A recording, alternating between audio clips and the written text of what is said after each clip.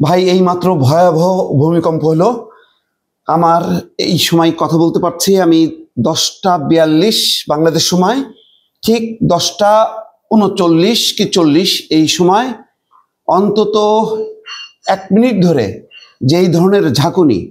আমি কলাবাগানে অবস্থান করছি, কলাবাগানের এই বাসায় গত 3 তলায় কখনো এইরকম অনুভব করিনি। আগে বহুতল ভবনের উপরে যখন নাকি বাংলাদেশের উপরে ছিল 21 তলার উপরে, তখন অনুভব করছি, আরো বহুতল ভবনে অনুভব করছি ওই সময় মৃদু ভূমিকম্প। কিন্তু আজকে দোতলায় যেই পরিমাণ কাঁপুনি হলো, আমি এই পর্যন্ত আমি দর্শক আপনাদেরকে বলতে পারি যে এইটা আমি মানে আমার কখনো মনে পড়ে না যে এতটা ঝাঁকুনি।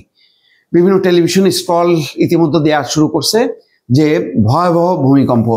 আমি জানি না এই ভূমিকম্পের পর রাজধানীতে কতগুলো স্থাপনা বা ঘর বাড়ির কি অবস্থা হয়েছে, আল্লাহর কাছে দোয়া করছি। কিন্তু ভয়াবহ, এটা অকল্পনীয়। মানে এইটা যদি আর কিছুক্ষণ চলতো, মানে রাজধানীতে যে কি ভয়াবহ লঙ্কা কাণ্ড ঘটে যেত, কি পরিণতি হতো দর্শক বুঝতে পারছি না। এই ভূমিকম্প পরপরই নানা জায়গা থেকে টেলিফোন আসছে, কিন্তু আমি নিজেই এতভাবে আতঙ্কিত হয়েছি, আমি দর্শক বুঝাতে পারছি না। দোয়া করেন, বিশ্বের যেখানে যে প্রান্তে আছেন না কেন, বাংলাদেশিদের জন্য দোয়া করেন। আর আমি জানি না এই মুহূর্তের মানে দেশের ঢাকার বা বাইরের কি অবস্থা, আপনাদেরকে জানাবো দর্শক। নিশ্চয়ই আল্লাহ সহায় হন আমাদের পাশে দর্শক।